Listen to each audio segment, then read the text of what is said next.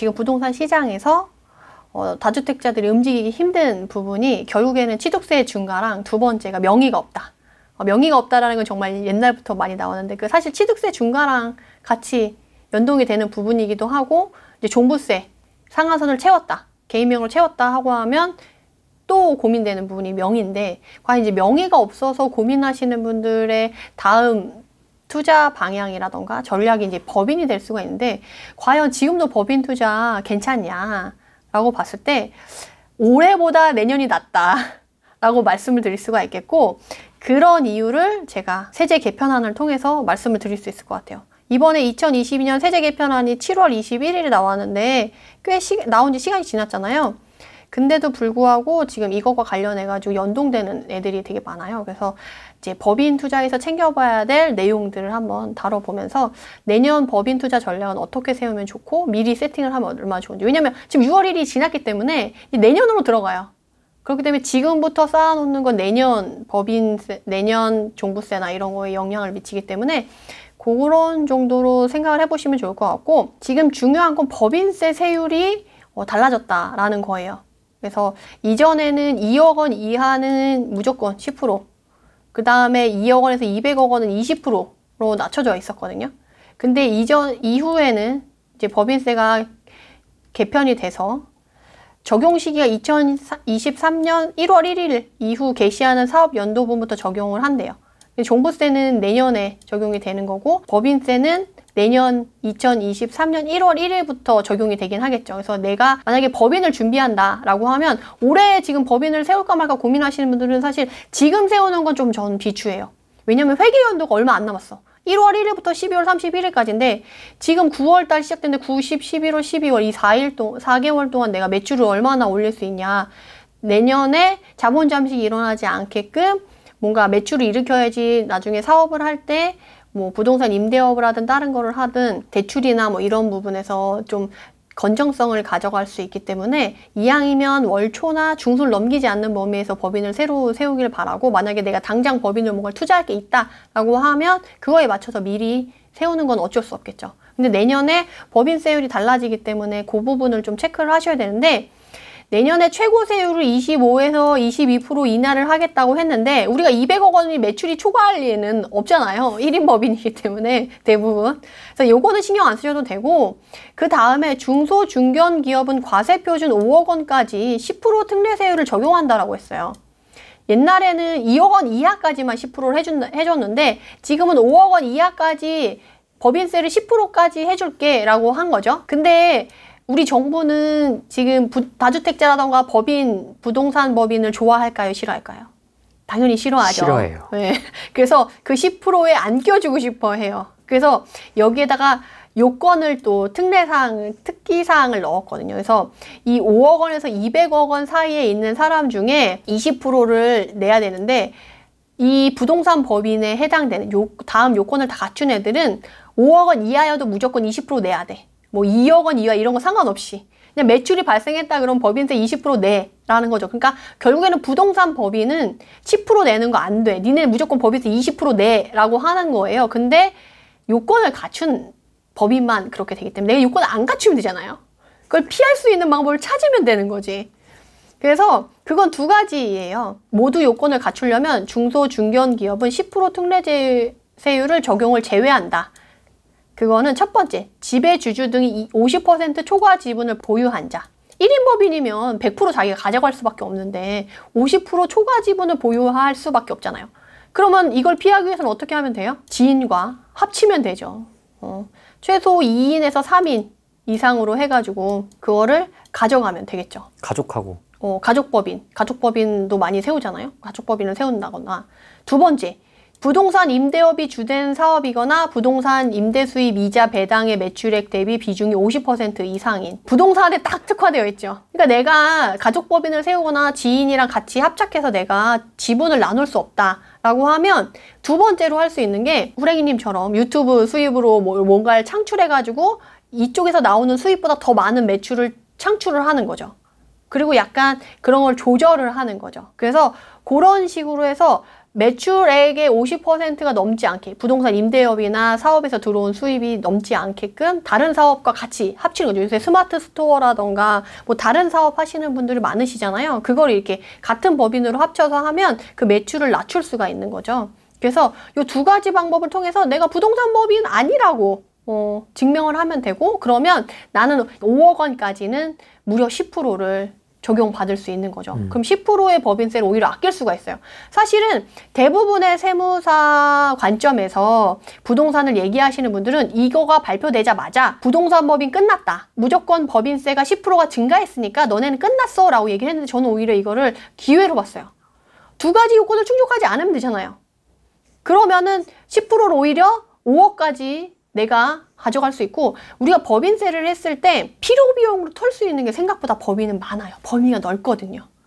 사실 월급을 높여가지고 필요 비용으로만 털어도 법인세 낼 만큼의 수익이 안 남을 수 있거든요. 그래서 법인은 사실 본인이 어떻게 굴리냐에 따라서 그게 틀려요. 그래서 어떤 분들은 법인을 매출을 그냥 쌓아놓으시는 분들도 계시고, 어떤 분은 법인에서 나오는 매출 자체를 다 월급화 시켜서 그냥 내가 생활비를 처리하는 용도로만 쓰시는 법인 분들도 계시고, 정말 다양하게 많이 쓰시는데 본인한테 맞는 용도로 쓰시면 되거든요. 그래서 내가 만약 여기 안 걸리고 싶다, 그냥 가족법인을 하시면 돼요. 가족법인 안 된다 그러면 필요 비용을 많이 털어서 법인세 자체를 안 만드시면 돼요.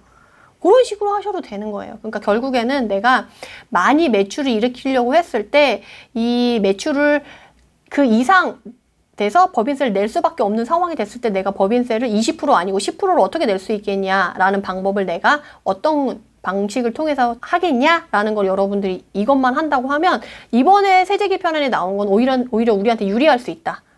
법인이 상대적으로 유리해질 수 있다, 법인 투자가. 그 다음에 하나는 이제 서민이나 중산층 세부담 완화가 있어서 이 세부담 완화를 위해서 소득세 과세표준 구간을 조정했어요. 그래서 예전에는 4,600만 원까지만 15%를 해줬거든요. 근데 지금은 5천만 원까지 15%를 해줘요. 그리고 옛날에는 1,200만 원까지만 6%를 해줬는데 지금은 1,400만 원까지 6%를 해주거든요. 그래서 지금 이거 적용 시기도 똑같이 23년 1월 1일 이후 발생하는 소득분부터 적용하는데, 이거는 결국엔 여러분들이 뭘 챙겨야 되냐면 종합소득세. 종합소득세 내시는 분들이 있으시잖아요. 매매사업자라던가 다른 걸로 해가지고 종합소득세 내시는 분들은 내가 월급을 법인으로 얼마를 책정할 거냐, 종합소득세를 했을 때 추가 세율을 얼마나 낼 거냐라고 이제 할 때 이 소득 구간을 잘 활용하면 좋다라는 거죠.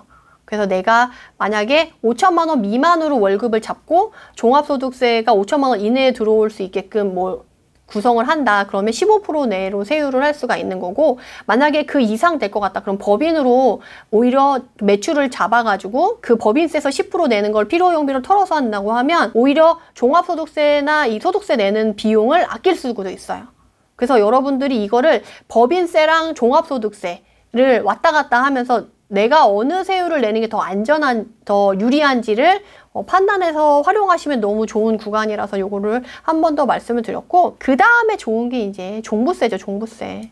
법인 종부세 정말 최고. 이전에는 법인 얄짤 없어. 2주택 이하는 3%, 3주택 이상은 6%. 지금은 법인 주택수 상관없이 2.7%. 주택수 상관없는 것도 너무 좋은데 주택수 상관없이 나오는 세율도 2.7%예요. 2주택 이하였을 때 3%보다 더 낮은 금액이거든요. 그렇다고 한다면 이전에 법인 투자하시는 분들이 어떻게 했었냐면은 3% 내고 싶어서, 6%는 절대 내고 싶지 않아서 법인 하나당 2개씩만 담았다는 거죠. 그렇죠. 그래서 법인을 여러 개 굴릴 수밖에 없었고, 법인을 여러 개 굴리다 보면 필요 비용이라던가 이런 우리가 기장을 맡기는 기장료라던가 뭐 임대료라던가 뭐 기타 부수적으로 들어가는 그런 게 많았는데, 그것 때문에 법인을 쫙 늘렸던 사람들은 좀 허무하게 된 거죠. 본의 아니게 막 회장님 돼 있고 그룹 부동산 법인 그룹. 근데 문제는 그 부동산 법인에 담가져 있는 물건을 팔지 않은 상태에서는 그 부동산 법인을 폐지할 수도 없어. 그러니까 빨리빨리 웬만하게 필요 비용이랑 생각했을 때 그런 것들을 최대한 빨리 정리해서 이제 한 부동산 법인으로 합치는 작업으로 이제 한쪽만 늘리고 나머지는 없애는 방향으로 가서 필요 비용을 좀 줄이는 형식으로 가셔야지 오히려 낫다. 그래서 이것도 2023년 1월 1일 납세 의무가 성립하는 분부터 적용을 하니까 내년부터 6월 1일이 지났으니까 이제 요거는 바로 적용이 되겠죠. 그래서 이후에 담는 거는 한 개의 법인에 담고 나머지 법인은 없앨 요량으로 해서 빨리빨리 정리할 수 있는 법인은 정리해서 필요 비용을 줄이시고, 이렇게 되면 법인이 2.7% 정도 낸다, 종부세를 낸다라고 하면 이전보다 부담이 확 줄어들거든요. 그래서 법인으로 부동산 투자를 하는 거가 상당히 움직임이 조금 더 넓어지고, 내가 법인을 고려했을 때 조금 더 가능성이 높아지고 수익을 지킬 수 있는 구간이 좋아졌어요. 왜냐면 6% 정도 되면 사실 매년 종부세를 낸다는 보장 전제하에서 수익이 보장될 수 있는 물건을 찾기가 쉽지가 않았거든요. 되게 까다로웠어요. 뭐 종부세를 매년 1,000만 원씩 내야 돼서 그렇게 하면 2년 정도 가지고 있을지라도 그럼 수익이 2천만 원 난다. 그럼 세금 2천만 원 내면 그냥 똔똔이 되는 거예요. 그러면 투자할 필요가 없는 거지. 그러면 소액 투자하시는 분들이 상당히 보통 1,000, 2,000, 1,000떼기, 2,000떼기 뭐 이런 식으로 해서 법인 단타 생각하고 막 하시는데 종부세를 막 2천만 원씩 낸다 그러면 수익을 지키기가 쉽지 않았던 거죠. 근데 이제 그런 부분에서 조금 더 세이브되는 금액이 있다. 그래서 조금 움직임이 좀 좋아질 수 있겠다라고 말씀을 드릴 수가 있겠고, 종합부동산세 세부담 상한도 조정이 됐어요. 근데 이거는 개인은 조정이 됐는데 법인은 바뀌지 않았어요. 법인한테는 절대 캡을 씌워주지 않겠다. 상한을 두지 않겠다. 낼 만큼 다 내라 라는 거고, 개인 같은 경우는 2주택 이하는 150, 3주택 이상은 300%였는데 주택수에 상관없이 150%의 상한선을 씌워줬어요. 그러니까 전년도에 비해 1.5배 이상의 세금을 내게 되면 그거를 한계로 맥스로 두고 더 이상 내지 않게 해줄게 라는 건데, 이거는 개인한테는 해주고 법인은 해주지 않겠다라고 했어요. 그래도 종부세 2.7% 해준 게 사실 저는 크다고 보거든요. 그래서 그것만 해도 너무 좋다. 지금 법인은 취등록세 중과가 너무 세잖아요. 12%가 그대로 유지가 되고 있어서 내가 법인 투자가 의미가 있을까라고 생각을 하시는 분들이 계실 수가 있는데요. 법인이 유용한 투자 전략으로는 단타가 있어요. 개인은 지금 절대 단타를 할 수 없는 구조거든요. 근데 법인은 단타를 할 수가 있어요.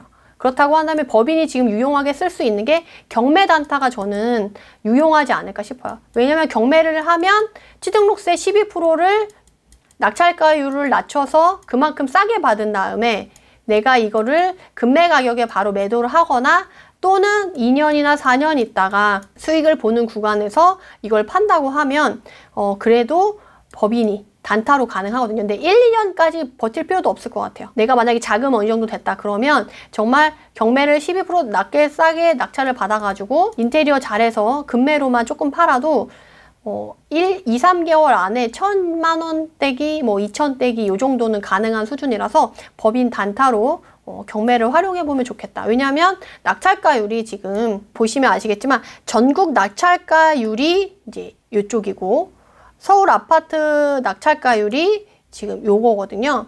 그렇게 봤을 때 전국 아파트 낙찰가율이 지금 90.6%로 낮아지고 있고 서울 아파트 낙찰가율도 지금 96.6% 전국적으로 지금 낙찰가율이 낮아지고 있기 때문에 지금 막 많이 떨어졌다라고 해가지고 막 80%, 70%, 50%를 기대하신 분들은 좀 실망이 있을 수 있겠지만 이 정도면 많이 떨어진 거예요. 이미 이전에는 100일 넘었었거든요. 그래서 지금 이렇게 활용을 하시면 좋을 것 같고, 법인 같은 경우 절대 고가 아파트 하시지 말라고 제가 말씀드렸죠. 취등록세나 종부세에서 고가 아파트를 해서는 절대 법인으로 수익을 남길 수가 없어요. 그래서 법인은 단타 또는 저가 물건 위주로만 투자를 하신다라고 생각을 하시고, 명의가 없다.